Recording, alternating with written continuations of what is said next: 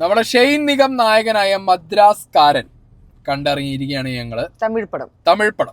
തമിഴ് പടത്തിലെ hero Shane Nigam. Madraskaaran. Vaali Mohandas ആണ് director, writer. Shane Nigam lead ചെയ്യുന്നു. നിഹാരിക കോണിഡേല സ്നേഹന്റെ ഫ്രണ്ടാന്നൊക്കെ പറയുന്നുണ്ട്. ഐശ്വര്യ ദത്ത, പിന്നെ നമ്മുടെ ഖലയരസൻ. നിഹാരിക കോണിഡേല മറ്റേ തെലുങ്കിലെ മറ്റേ വലിയ ഫാമിലിയിലെ ആളാണ്. പടം കണ്ട് ഇറങ്ങിയിട്ട് പറയുന്നപ്പോ നിഹാരിക കോണിഡേല എന്റെ വല്ല ഫ്രണ്ടും ആണോ അറിയണ മാതിരിയാണോ പറഞ്ഞു. ആയിക്കോട്ടെ പറയുന്നത് കേട്ട് കഴിഞ്ഞാൽ ഓളെ എന്തോ മറ്റേ സ്കൂളിൽ പഠിച്ച ബന്ധം പോലെയാണ് പറഞ്ഞു. ഞാൻ ഞെട്ടിപ്പോയി. എന്താണെങ്കിലും നമ്മളെ മലയാളികളുടെ ഷെയ്ൻ നിഗം തമിഴിലൊരു ലീഡ് റോൾ ചെയ്യാണ്. അപ്പൊ പടം എങ്ങനെയെന്ന് ചോദിച്ചു കഴിഞ്ഞാൽ വളരെ ഒരു ഇമോഷണൽ ട്രാക്കിലൂടെ പോകുന്ന ഒരു റിവെഞ്ച് സ്റ്റോറിയാണ് ഈ ഒരു പടം. അപ്പൊ പടത്തിന്റെ തുടക്കത്തിൽ ഒരു കല്യാണം സെറ്റപ്പിലൊക്കെ പടം തുടങ്ങുന്നു. തുടക്കത്തിൽ ആകെ കുറച്ചു നേരം ഒരു ഹാപ്പി മൊമെന്റ്സ് ഉള്ളൂ, പിന്നെ ഫുള്ള് ഇമോഷണൽ പക എന്തൊക്കെയോ ഓരോ സംഭവങ്ങളുണ്ട്. റിവെഞ്ച് ആണ്, ഇമോഷണൽ റിവെഞ്ച്. അങ്ങനത്തെ ഒരു സാധനത്തിൽ ട്രാക്കിൽ പോകുന്ന ഒരു പടമാണ്. ഇതില് എടുത്തു പറയണത് ഷെയ്ൻ നിഗത്തിന്റെ ആക്ടിങ് തന്നെയാണ്. ഷെയ്ൻ നിഗത്തിന് അത്യാവശ്യത്തിൽ കൂടുതൽ പെർഫോം ചെയ്യാനുള്ള ഒരു സ്പേസും ആ ക്യാരക്ടറിന്റെ ഒരു മൊത്തത്തിലുള്ള ഒരു സെറ്റപ്പ് അങ്ങനെയാണ്. കാരണം ചില സീനുകളൊക്കെ നമ്മൾ പ്രതീക്ഷിക്കുന്നതിലും അപ്പുറം ഷെയ്ൻ നിഗം പുൾ ഓഫ് ചെയ്തിട്ടുണ്ട്. എസ്പെഷ്യലി ഇമോഷണൽ രംഗങ്ങൾ മാത്രമല്ല, അല്ല ഇത് പറയാം, ഒരു രംഗമുണ്ട്. ഒരു പെർട്ടിക്കുലർ ഇവന്റ് കഴിഞ്ഞിട്ട് പ്രേമിച്ച പെണ്ണിന്റെ വീട്ടിൽ പോയിട്ട് ആ പെണ്ണ് കല്യാണം കഴിച്ചു പറഞ്ഞു, അങ്ങനെ തിരിച്ചു വരുന്ന ഒരു രംഗത്തില് man that was really really really convincing അല്ലേ?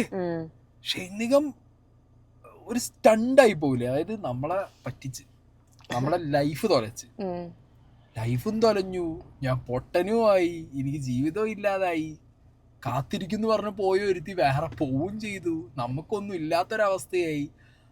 അതിൽ സത്യം പറഞ്ഞ ഒരാൺ എങ്ങനെ റിയാക്ട് ചെയ്യും? ഒരു തകർന്നു പോയ ഒരാണിന്റെ അവസ്ഥ എന്താണെന്നുള്ളത് പക്കയായിട്ട് ചെയ്തിട്ടുണ്ട് ഷെയ്ൻ നിഗം. അതൊന്നും പറയാല്ല ആ ഒരു രംഗത്തിൽ ഷെയ്ൻ നിഗത്തിനെ. ഭയങ്കര. ഇപ്പൊ ഞാൻ ഇതിന് മുമ്പ് പ്രേമത്തിൽ നിവിൻ പോളിന്റെ ഒരു സാധനല്ലേ ആ സ്റ്റേജിന്റെ അവിടെ നിന്നുള്ള, അതായിരുന്നു. അതൊരു ബെഞ്ച് മാർക്കാണ്.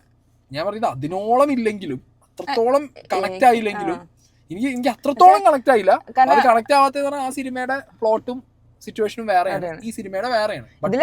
കൈയും കാലും മുഖവും കണ്ണും ഒക്കെ അഭിനയിച്ച രീതിയാണ് എനിക്ക് ഫുള്ള് തോന്നിയത്. മൊത്തത്തിൽ ആ ഒരു സീന് മാൻ ഒരു രക്ഷയുണ്ടായിരുന്നില്ല ഷെയ്ൻ നിഗത്തിന്റെ. പടം കാണാൻ ഒരു മനുഷ്യനുമില്ല, അത് വേറെ കാര്യം. എനിക്ക് അറിയില്ല എന്തുകൊണ്ടോ. 15 ഇല്ല, 6 7 ആള്. നമ്മള് നമ്മളെ ബാക്കിൽ 4-5 ആൾക്കാർ, അപ്പുറത്ത് 2 ആൾ, അത്ര തന്നെ. 10 താഴെ ആൾക്കാരേ ഉള്ളൂ. നല്ലൊരു പടമാണ്, നല്ല പടമാണ്. അത്യാവശ്യം കുഴപ്പമില്ലാത്തൊരു സ്റ്റോറി ലൈൻ. ഞാൻ നേരത്തെ പറഞ്ഞല്ലോ, ആർഗ്യുമെന്റ്, റിവെഞ്ച്, അതാണ് മെയിൻ. അതാണ് ഒരു മെയിൻ. അതായത് തമിഴ്നാട്ടിലൊക്കെ ഇങ്ങനെ കൂടുതൽ സിനിമകളിലും കാണുന്ന ടൈപ്പ് തന്നെയാണ്. കാരണം ഒരു എന്തെങ്കിലും ചെറിയ സംഭവം കൊണ്ട് പക വീട്ടുക, അപ്പുറത്ത് ഇങ്ങനെ പക വീട്ടുക, അതന്നെ സംഭവം. ചിന്തിക്കാതെ എടുത്ത് ചാടി ഒരാളെ ഇങ്ങോട്ട് ഇല്ലാതാക്കാൻ വേണ്ടി ഇറങ്ങുക.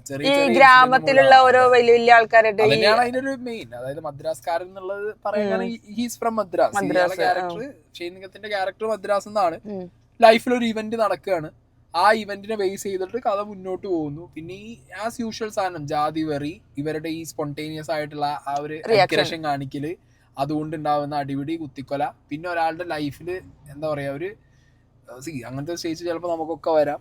ഓക്കെ, കെയർഫുൾ ആയില്ല എന്നുണ്ടെങ്കിൽ നമുക്കൊക്കെ സംഭവിക്കാം. ചെറിയ സംഭവങ്ങൾ കൊണ്ട്, മൈന്യൂട്ടായ സംഭവങ്ങൾ കൊണ്ട് ഒരാളുടെ ജീവിതത്തിൽ എന്തൊക്കെ സംഭവിക്കാന്നുള്ളത് ഈ സിനിമ കണ്ടാൽ നമുക്ക് ശരിക്കും ഭയങ്കര. മാത്രമല്ല ഈ സിനിമയ്ക്ക് ഞാൻ ഈ വിധിയില്ലേ, വിധി ഇങ്ങനെയാണ്, ഒരു മനുഷ്യന്റെ വിധി എങ്ങനെയാണ് എന്നുള്ള രീതിയിലൊക്കെ ഉള്ള എനിക്ക് തോന്നുന്നു പല ആൾക്കാരുടെ ജീവിതത്തിൽ ചിലപ്പോൾ ഉണ്ടായിട്ടുണ്ടാവും. കാരണം ഒരു ചെറിയ സംഭവം കൊണ്ട് ആ ജീവിതം തന്നെ മൊത്തത്തില് നമ്മൾ വിചാരിക്കും ആ സംഭവം നടന്നിട്ടില്ല എന്നെങ്കിൽ എന്റെ ജീവിതം എങ്ങനെയായിരുന്നു എന്നുള്ള ചിന്തിക്കാൻ നമുക്ക് തോന്നലുണ്ടായിരുന്നു.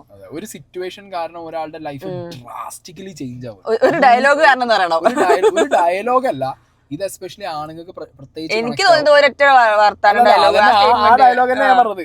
ഇത് ഈ പടം കണ്ടു കഴിഞ്ഞപ്പോ എന്റെ മനസ്സിൽ ഹുക്കായ 1-2 സാധനം. ഒന്ന് ഞാൻ പറഞ്ഞ ഷെയ്ൻ നിഗത്തിന്റെ ആ ഒരു സീന്, അതായത് എല്ലാം ഇല്ലാതാക്കി കളഞ്ഞ ഒരുത്തി വേറെ പോയി. ഒരു ആണിന് ഭയങ്കര ഹെൽപ്ലെസ് ഹോപ്പ്ലെസ് സിറ്റുവേഷൻ ആണ്. അത് അയാൾ ബ്രില്യൻ്റ് ആയിട്ട് ചെയ്ത് ഈ സിറ്റുവേഷനിക്ക് കൊണ്ടുവന്ന ആ പെണ്ണിന്റെ ഒരു ഡയലോഗ് ഉണ്ട്, മനസ്സിലായോ? ചില പെണ്ണുങ്ങൾക്ക് ഒരു വാശിയുണ്ട്, ഇപ്പൊ കാണണം, ഇപ്പൊ ചെയ്യണം, ഇപ്പൊ പറയണം. അതുകൊണ്ട് ഒരാണ് ചിലപ്പോൾ എന്ത് ചെയ്യുന്നറിയോ, സ്വന്തം സ്നേഹിച്ച പെണ്ണിന്റെ അടുത്തും കല്യാണം കഴിക്കാൻ പോണ പെണ്ണിന്റെ അടുത്തും ആ ഒരു മാസ് കാണിക്കാൻ വേണ്ടിട്ട് ഓളിപ്പാന്ന് പറഞ്ഞല്ലേ എന്നാ ഇപ്പണ് പോവാ, ബാക്കി അച്ഛനും അമ്മയും പറഞ്ഞൊന്നും കേൾക്കാതെയുള്ള ഒരു സംഗതി ഇന്ത്യ സംഭവിച്ചിട്ടുണ്ട്. ഇതിനോട് പലപ്പോഴും പറഞ്ഞിട്ടുണ്ട്. ആ സാധനം ഉണ്ട്. എന്തോ രക്ഷപ്പെട്ടതാ ഞാൻ കഴിച്ചില്ലായി നല്ല കാര്യം പറയാം. ഈ സിറ്റുവേഷനിലുള്ള പല ആണുങ്ങളും ഉണ്ടാവും. അതായത് ചിലപ്പോ എനിക്കിപ്പോ കാണണം ഞാൻ പറഞ്ഞില്ല വേണ്ടട്ടാ സിനിമ മനസ്സിലായല്ലോ. അതായത് ഈ അമ്മായിയമ്മ മരുമകൾ ഏത് മറ്റേ ഒരു ഇപ്പങ്ങള് കുഴപ്പമില്ല, ഇതിന് മുമ്പോ ഇതിന്റെ മുന്നേ. അപ്പൊ സംഗതി അതാണ്, ഒരു പ്ലോട്ട് അല്ലേ, അതൊരു സാധനം ഭയങ്കരമായിരുന്നില്ല. അത് ആൾക്ക് ആ സാധനം കിട്ടിയില്ല, അത് ശരിക്കും കിട്ടി. അപ്പോ ആ ഒരു ഇൻഡിവിജ്വൽ ഷെയ്ൻ നിഗം ക്യാരി ചെയ്യുന്ന ഒരു ക്യാരക്ടറിന്റെ ഡെപ്ത് ഷെയ്ൻ നിഗത്തിന് കൃത്യമായിട്ട് കൊടുക്കാൻ പറ്റി. എനിക്കത് ഭയങ്കരമായിട്ട് ഇഷ്ടമായി. പിന്നെ പറയാൻ മെയിൻ ആയിട്ട് പിന്നെ ചില ഇമോഷണൽ രംഗങ്ങള് ഷെയ്ൻ നിഗത്തിന് ഭയങ്കര, ആ പെണ്ണിന്റെ അല്ലാതെ തന്നെ ഫാദർ മകൻ ഇമോഷണൽ രംഗങ്ങൾക്ക് ഭയങ്കരമായിട്ട് തോന്നി, ഭയങ്കരമായിട്ട് രസം തോന്നി. എനിക്കത് പക്ഷെ ഫാദർ മകനൊന്നും എനിക്ക് അത്രയ്ക്കാണ് അല്ല എനിക്ക് തോന്നി അത് ആ സമയത്തല്ല, കാരണം ആ ഓബിയസ്ലി പെർഫോമൻസ് കൊണ്ട് ഒന്നും അടിപൊളിയായിട്ട് പെർഫോം ചെയ്തു. അതിന്റെ അപ്പുറത്ത് നിൽക്കുന്ന കലയരസൻ എന്ന് പറഞ്ഞു കഴിഞ്ഞാൽ പെർഫോമൻസിന്റെ കാര്യത്തിൽ ഒട്ടും കുറവുള്ള ഒരാളൊന്നുമല്ല. ബട്ട് കലയരസന്റെ ക്യാരക്ടറിനേക്കാ ഒരു പടി മുകളിൽ ഷെയ്ൻ നിഗത്തിന് ഇതിൽ ചെയ്യാൻ പറ്റി എന്നുള്ളത് എനിക്ക് പേഴ്സണലി ഇഷ്ടപ്പെട്ടു. ആൻഡ് കലയരസൻ ഓൾസോ കിട്ടിയ ക്യാരക്ടർ നല്ല അടിപൊളിയായിട്ട് ചെയ്തിട്ടുണ്ട്. കാരണം അത്യാവശ്യം ആക്ഷനും അറഗൻസും സംഗതികളൊക്കെ ഉള്ള ഇമോഷണൽ ട്രാക്കിൽ പോകുന്ന ഒരു സാധനമാണ് അത്. കലയരസനും നന്നായിട്ട് ചെയ്തിട്ടുണ്ട്. പിന്നെ ഈ കലയരസന്റെ മാമനായിട്ട് വന്നുള്ള ഒരു ചെങ്ങായി ഉണ്ടായിരുന്നു, അയാളെ പേര് ഇതിനകത്ത് എനിക്ക് കാണാനില്ല. മാമന്റെ റോൾ ചെയ്തത് മറ്റേ നീണ്ട അയാളും ബ്രദർ ഇൻലോ, അതും തരക്കടില്ലാത്ത ഒരു നല്ല കാസ്റ്റ് ആയിരുന്നു. അത്യാവശ്യം നന്നായിട്ട് ചെയ്തിട്ടുണ്ട്. ഐശ്വര്യ ദത്ത് മാത്രമാണ് എനിക്ക് കലയരസന്റെ വൈഫായിട്ട് വരുന്ന അവരുടെ പെർഫോമൻസ് മാത്രമാണ് എനിക്ക് അത്ര കൺവിൻസിങ് ആയില്ല. അതൊരു ഭയങ്കര ലോ ആയിരുന്നു. ഈ പടത്തിന്റെ ഗ്രാഫിൽ തന്നെ സെക്കൻഡ് ഹാഫിൽ ആ പടത്തിന്റെ ഒരു മെയിൻ ഗ്രാഫിൽ തന്നെ ഭയങ്കര താഴ്ന്നു പോയത് അവരുടെ പെർഫോമൻസ്. എനിക്ക് കുറച്ച് തോന്നിയിട്ടില്ല, എനിക്ക് രസമായിട്ട് തോന്നി. കാരണം ഈ ഇമോഷണലൊക്കെ അടക്കി പിടിച്ച് കാണിക്കുന്ന സീനൊക്കെ എനിക്ക് ഭയങ്കരമായിട്ട് ഇഷ്ടപ്പെട്ടിരിക്കും. അറിയില്ല ഇനിയിപ്പോ ഷെയ്ൻ നിഗത്തിന്റെ ഓപ്പോസിറ്റ് ആയതുകൊണ്ട് ഷെയ്ൻ നിഗത്തിൽ ഫോക്കസ്ഡ് ആയതുകൊണ്ടാണോ എന്നറിയില്ല. ഇതാണ് എനിക്ക് അവരുടെ ആ ഒരു റോള് കുറച്ചൊരു എന്തോ പോലെ തോന്നി. അപ്പൊ ഓൾ ടോട്ടൽ ഒരു നോർമൽ തമിഴ് പാക്കേജ്, അതായത് റിവെഞ്ച് എടുത്തു ചാടിയിലുള്ള വെട്ടുകുത്ത് ബോയ്, പിന്നെ മറ്റേ ഫുള്ള് കലവില സൗണ്ട് അല്ലേ ഈ തമിഴ് സിനിമയിലെ ഫുള്ള് ഇങ്ങനെ കലവില സൗണ്ട് ആണ് അവരുടെ കോർ സാധനമാണ്. ജാതി അത് ഇതൊക്കെ റിലേറ്റ്. അതല്ല, അവരിങ്ങനെ സംസാരിക്കുന്ന ഒരു ടോണും ഇപ്പൊ അതായത് ആ സിനിമയുടെ സ്ട്രക്ചർ അല്ല എനിക്ക് പ്രത്യേകിച്ച് തോന്നാറുണ്ട് നമ്മളെ നാട്ടിലും മലയാളത്തിലെ നമ്മളെ മറ്റേ പ്രകൃതി സിനിമകളുണ്ടല്ലോ, അല്ല ഒരു സ്ഥലത്ത് തോട്ടിലും കാട്ടിലും പൊന്തയിലും വെച്ചിട്ട് പ്രകൃതി പടങ്ങൾ അല്ല ഒരാള് പറഞ്ഞു കഴിഞ്ഞിട്ട് ബാക്കിയുള്ളവർ പറയാ അങ്ങനത്തെ ഒരു സംഭവം ഇല്ല. ഇവിടെ ഫുള്ള് ഒരു സമയത്ത് തന്നെ 5-6 പേര് സംസാരിക്കും, ആ കൂടെ ഫുൾ കലവിലിയാണ്. അതായത് മലയാളത്തിൽ അധികവും പ്രകൃതി പടങ്ങളാണല്ലോ. പിന്നെ നമ്മുടെ പ്രകൃതി പടം മാത്രല്ല നമ്മള് ഫീൽ ഗുഡ് സിനിമകളാണ്. ഇവിടുത്തെ സിനിമകൾ അത്യാവശ്യം നോയ്സിയാണ്. അതിന്റെ ക്യാമറയാണെന്നുണ്ടെങ്കിലും അവരുടെ മ്യൂസിക് ആണെങ്കിലും കുഴപ്പമില്ലാതെ പോയിട്ടുണ്ട്. ആ ഒരു പഴയ പാട്ട് പുതിയതാക്കിയിട്ട് അവർ ചെയ്തത് അല്ലേ, ഞാൻ ഫസ്റ്റ് പറഞ്ഞത് പഴയ പാട്ടാണ്. പഴയ തമിഴ് പാട്ട് അതിന് വേണ്ടിട്ട് ആ പെണ്ണ് വന്നിട്ട് അഭിനയിച്ചു പോയിട്ടുണ്ട് ഹരിക. അപ്പൊ അതും വലിയ കുഴപ്പമില്ലാതെ ആ സാധനം. പിന്നെ എനിക്ക് ഏറ്റവും ഇഷ്ടപ്പെട്ടു നമ്മൾ ബ്ലർ ചെയ്ത സംഭവം. അത് ഇത് ഇഷ്ടപ്പെടാൻ മാത്രല്ല, അല്ല അത് എനിക്ക് ഇഷ്ടപ്പെട്ടു എന്ന് പറയും. അല്ല ഞാൻ ഒരു കാര്യം പറയാം, ഈ സിനിമയിൽ കുറച്ച് പോർഷൻസ് ഈ പറഞ്ഞ ആക്ട്രസിന്റെ ക്ലീവേജ് അത് മാത്രല്ല ബ്ലർ ചെയ്തിട്ടുണ്ട്. കാലിന്റെ അവിടേക്ക് അവർ ബ്ലർ ചെയ്തിട്ടുണ്ട്. പിന്നെ വിരല് കാണിക്കുന്ന സീനുകളൊക്കെ ഒക്കെ ബ്ലർ ചെയ്തിട്ടുണ്ട്.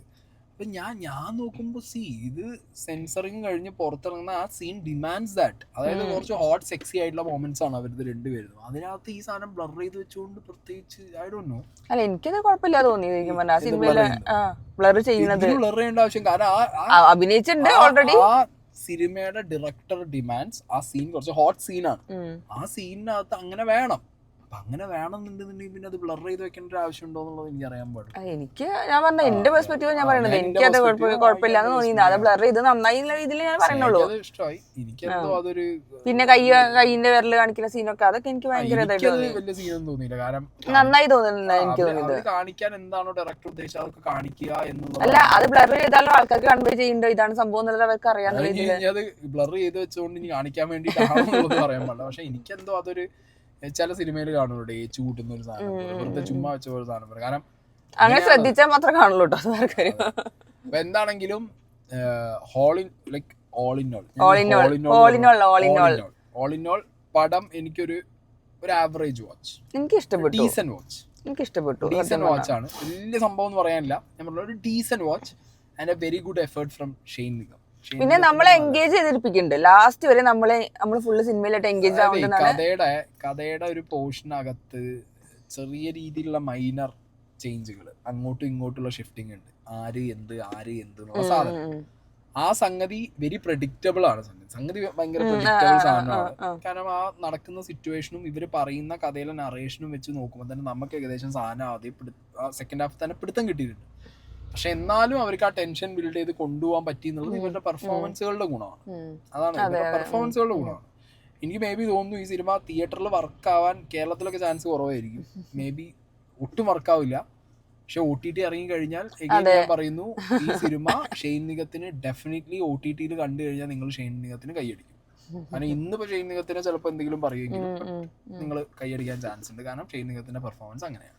ആദ്യത്തെ കുറച്ച് മൊമെന്റ്സ് മാത്രമുള്ള ഹാപ്പി മൊമെന്റ്സ്, ബാക്കി ഫുൾ ഇമോഷണൽ രംഗങ്ങളാണ്. ഇമോഷണൽ പക അത് ഇത് ഫുള്ള്. പക്ഷെ നല്ല നല്ല നല്ല സിനിമ, നല്ല കണ്ടിരിക്കാൻ നല്ല സിനിമ. തമിഴ് ജാതി എടുത്ത പടം. ഓക്കെ ഓക്കെ ഗൈസ്, ഇനി അടുത്തൊരു പടത്തിനല്ലേ സ്നേഹമായിട്ട് രേഖാചിത്രം കണ്ടില്ല.